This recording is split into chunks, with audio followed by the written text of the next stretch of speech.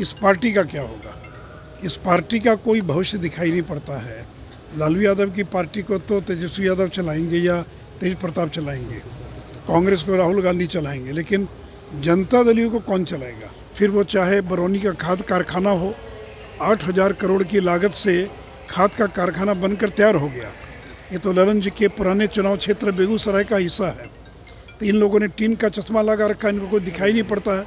ललन जी केवल बताएं कि ये बख्तियारपुर, मोकामा, सिमरिया, खगड़िया जो 4 लेन बन रहा है, जिसका एक बड़ा हिस्सा उनके क्षेत्र में है, क्या वो केंद्र के कारण नहीं बन रहा है। जो विधायक जो लग रहा है खास वर्ग विशेष के लोग हैं, उन्हीं लोगों को बारी बारी से बुलाकर बातचीत की जा रही है। उनको डर है कि जनता दल का तो कोई भविष्य बचा नहीं, जनता दल यू तो 2024-25 आते आते ख़त्म हो जाएगी। डरे हुए हैं, इसलिए वो एक विधायक को बुलाकर आज तक तो 13 साल में विधायकों को 2-2 महीना समय तक नहीं दिया उन्होंने।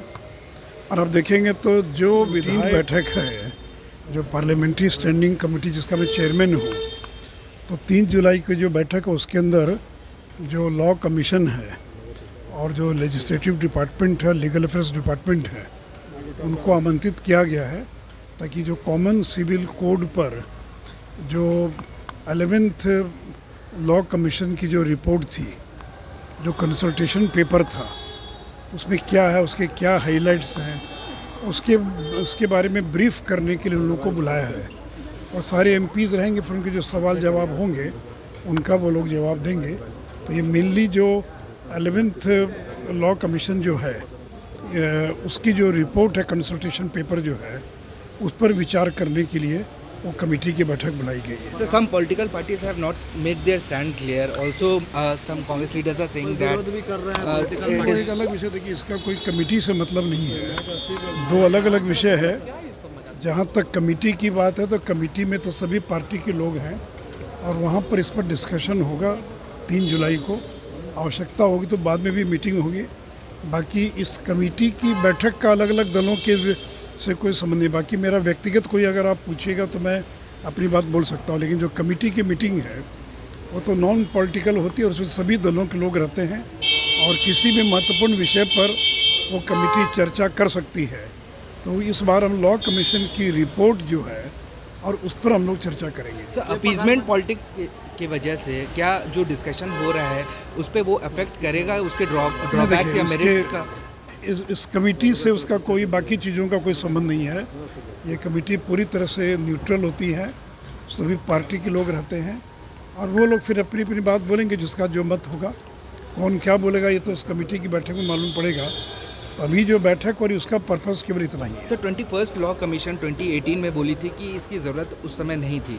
क्या अब इलेक्शन, जब जनरल इलेक्शन 2024 में होने वाला है, 1 साल पहले, अब क्या इसका देखिए, मैं चेयरमैन के नाते इस पर कोई टिप्पणी नहीं करूँगा, क्योंकि ये जो कमेटी की मीटिंग्स होती है कॉन्फिडेंशियल होती है और इसलिए उसके बारे में मैं कोई अलग से बोल सकता हूँ, लेकिन एज ए कमेटी चेयरमैन मैं उस पर कोई टिप्पणी नहीं करूँगा। सर, नीतीश कुमार आनंद में विधायकों के साथ बैठक कर रहे हैं, क्या लगता है अमित शाह से डर है क्या? नहीं, डरे हुए हैं, इसीलिए वो एक विधायक को बुलाकर आज तक तो 13 साल में विधायकों को 2-2 महीना समय तक नहीं दिया उन्होंने। और अब देखेंगे तो जो विधायक जो लग रहा है खास वर्ग विशेष के लोग हैं, उन्हीं लोगों को बारी बारी से बुलाकर बातचीत की जा रही है। उनको डर है कि जनता दल का तो कोई भविष्य बचा नहीं, जनता दल यू तो 2024-25 आते आते ख़त्म हो जाएगी। तो उनके विधायकों में भगदड़ ना मचे, उसको रोकने के लिए ये सारी कवायद हो रही है। तो इसलिए 13 साल तो उन्होंने विधायकों को ना समय दिया, ना मिले, ना कोई बातचीत की। अब अंतिम समय में उनको विधायक याद आ रहे हैं। तो इसलिए विधायकों को लग रहा है कि नीतीश कुमार के बाद इस पार्टी का क्या होगा। इस पार्टी का कोई भविष्य दिखाई नहीं पड़ता है। लालू यादव की पार्टी को तो तेजस्वी यादव चलाएंगे या तेज प्रताप चलाएंगे, कांग्रेस को राहुल गांधी चलाएंगे, लेकिन जनता दल को कौन चलाएगा। ये तो कोई परिवार की पार्टी है नहीं। तो नीतीश कुमार के बाद इसका कोई भविष्य नहीं। और जब उन्होंने ये ऐलान कर दिया कि मेरा उत्तराधिकारी जो है वो तेजस्वी यादव होंगे, तो फिर तो कोई जो जनता दल के लोग ये स्वीकार करने के लिए तैयार नहीं हैं कि कोई पार्टी का उत्तराधिकारी दूसरे पार्टी का नेता हो, और वो भी तेजस्वी यादव हो, लालू का बेटा हो, जिसके नाम से बिहार के लोग डरते हैं, घबराते हैं। तो इसको कोई जदयू का नेता स्वीकार करने के लिए तैयार नहीं है। इस तरह से भगदड़ को रोकने के लिए ये सारी कवायद उनकी चल रही है। सर लास्ट अच्छा, राज्यपाल दूसरा ये कि कल जो कल अमित शाह जी का भाषण हुआ मुंगेर के अंदर, उस पर जो सवाल उठा रहे हैं जदयू के लोग, राजद के लोग, ललन जी, तो मैं इतना ही कहूँगा कि ललन सिंह को हराने के लिए बीजेपी का एक अदना कार्यकर्ता पर्याप्त है। कमल का चिन्ह लेकर जो मैदान में आ जाएगा वो ललन सिंह को मुंगेर लोकसभा में हरा देगा। और जहाँ तक मुंगेर और बिहार को मदद की बात है, तो 1 लाख करोड़ रुपए से ज़्यादा कि केवल सड़कों के क्षेत्र में बिहार में काम हो रहा है। ललन जी केवल बताएं कि ये बख्तियारपुर, मोकामा, सिमरिया, खगड़िया जो 4 लेन बन रहा है, जिसका एक बड़ा हिस्सा उनके क्षेत्र में है, क्या वो केंद्र के कारण नहीं बन रहा है? बिहार में 8 नए मेडिकल कॉलेज स्थापित हो रहे हैं, क्या ये केंद्र की मदद से स्थापित नहीं हो रहे हैं? अब बगल में मोकामा के अंदर जो राजेंद्र सेतु है, उसके समानांतर एक नए पुल का 3000 करोड़ की लागत से निर्माण हो रहा है।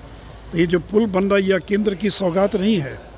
इसलिए केंद्र की सरकार ने बिहार के विकास के लिए, फिर वो चाहे बरौनी का खाद कारखाना हो, 8000 करोड़ की लागत से खाद का कारखाना बनकर तैयार हो गया। ये तो ललन जी के पुराने चुनाव क्षेत्र बेगूसराय का हिस्सा है। तो इन लोगों ने टीन का चश्मा लगा रखा है, इनको कोई दिखाई नहीं पड़ता है। ये कहते हैं कि बिहार में कोई काम ही नहीं हो रहा, बिहार में कोई विकास ही नहीं हो रहा है।